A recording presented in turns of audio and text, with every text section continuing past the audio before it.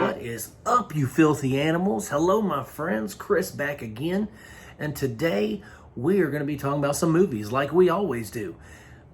I had a chance last week to go and check out Abigail, the new, let's just call it as a season. It's a new vampire movie from Matt Bettinelli Open and Tyler Gillette. The Razor. We're going to call him Tyler the Razor, right? So anyway, this stars Melissa Barrera from Scream 5 and 6. And it's also got Dan Stevens, Kevin Durant, and Giancarlo Esposito, right? This has been a fantastic film, guys. Like, I heard a lot of word of mouth going into it that it was, one of the better vampire flicks that had been made in recent years and things like that. And so I said, well, I've got to go check it out in the theater. You got to have that theater experience when it comes to something that everybody's talking about. So I went in, right? And what can I say? I really, really enjoyed this. This was a fantastic horror film. It wasn't no PG-13, let's try to get as many asses in seats as we can. It was none of that. It was strictly just a pure vampire flick. But it was kind of one of those off the beaten path vampire films too.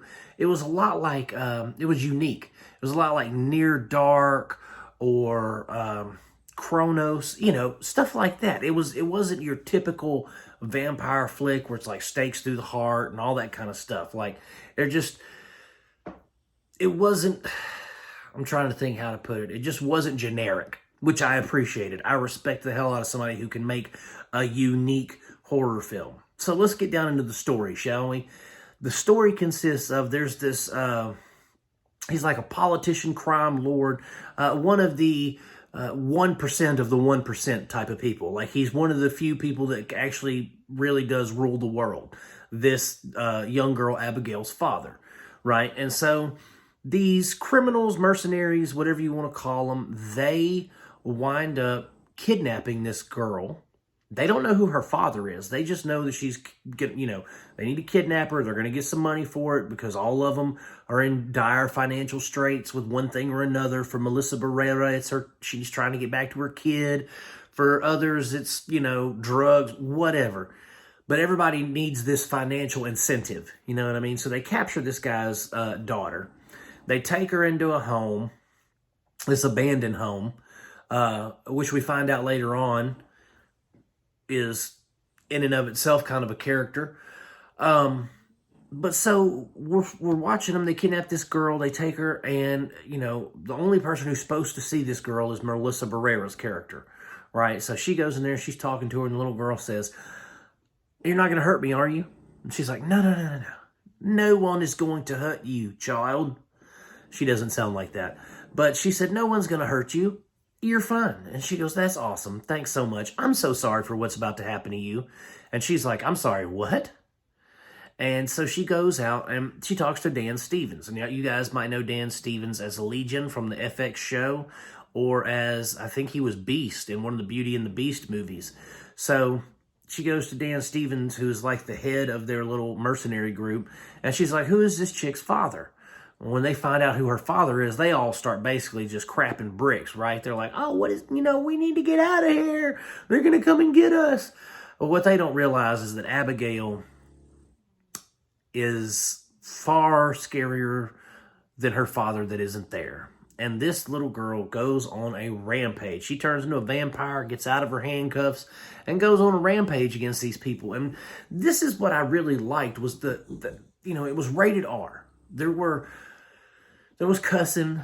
There wasn't any nudity, but there was cussing, and there was graphic violence. And I'm talking about, like throwing up blood, projectile blood vomit. There's beheadings. There are, disembowelings, like all this kind of stuff that makes a horror movie. Because, like I've said before, when you have really good practical effects, they are worthy of being called art. You know what I mean? And none of this, and this is the thing, like, I'm sure there was some CGI in this. There always is in movies nowadays. But for the most part, everything looked practical to me, like the severing of the heads and the cuts and the deepness of them and the fleshiness inside the wounds. Like everything looked incredible. Nothing looked cheap, or nothing looked like it was a cop out, or they didn't have enough money to finish the rendering. Like everything looked good, and I appreciate that. I respect that, and the fact that they were able to do some of the things that they did. Like, for instance, you know, we all know that vampires are not accustomed to sunlight. Well, you know, in other movies, they like catch on fire, turn to ash, blow away. You know, in other movies, some people, they just, you know, burn up or whatever. But in this one, if a vampire gets hit by sunlight, it explodes. And now the explosions absolutely are CGI. But the blood and gore that lands on the people looks absolutely real. And there's like pieces of flesh like sliding down their face and gore and black blood all over them. And it looks stellar, guys. It looks phenomenal. And I just have to give it to the special effects crew because they knocked it out of the park with this.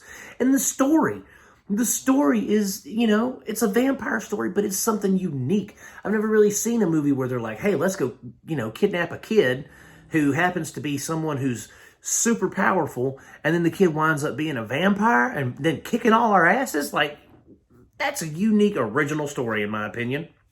And I applaud the writer and director of this film for making an original story. I thought that it was absolutely stellar, the way that everything was brought together. The technical, the cinematography, the score, the special effects, the acting, everything combined to make this a really, really special vampire movie that is, I would say, off the beaten path, a hidden gem, because it's not your typical, it's not a shiny Edward vampire. It's not a Bram Stoker's undead vampire. This is like a wild feral beast vampire, and I loved that. I loved that it was a different take. And like I said, it's off the beaten path, like Near Dark and other vampire movies that don't rely strictly on what's been established in the 1800s vampire lore or 1500s vampire lore. Like, they kind of take their own, they go their own direction, which I really, really admire. I think that's awesome. And the fact that they were able to tell such a unique and good story while going in their own direction just speaks volume of their creativity and the way that they are able to make films. And I'm actually really looking forward to, you know, Matt and Tyler's next outing. Hopefully it's another horror outing, because I thought they did really well in this. I'm going to give Abigail 3.5 stars. You guys definitely should go check it out in the theater if you get a chance. But if you don't get to see it in the theater, that's okay, because it's not necessarily one of those films that you have to see in the theater, but it's definitely an awesome theater experience. So it's going to get 3.5 stars, guys. Check it out as soon as you can, whenever you get a chance to watch it, whether it be streaming or going to the theater for a date night or whatever with the honey boo-boo. Just check it out, guys, because it's well worth your time, well worth your brain power, and all that good stuff. So, thank you so much for watching, guys. If you like the reviews, please, by all means, like and subscribe, comment. You know, let's start some conversations on stuff. And as always, guys, I'm going to keep making them as long as you guys keep watching them. I love you. God bless, and see you soon.